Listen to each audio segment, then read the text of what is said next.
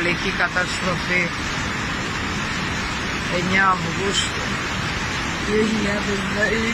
2020. Κάποιοι ανεύθυνοι μας καταντήσαν έτσι.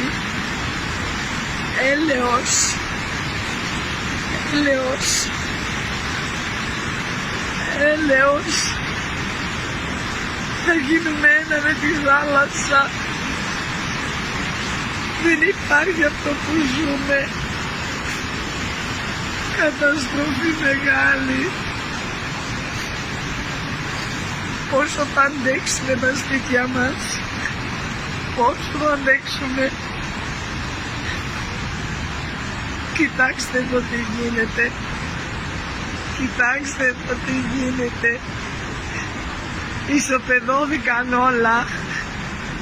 Ισοπεδώθηκαν όλα. Έλεος.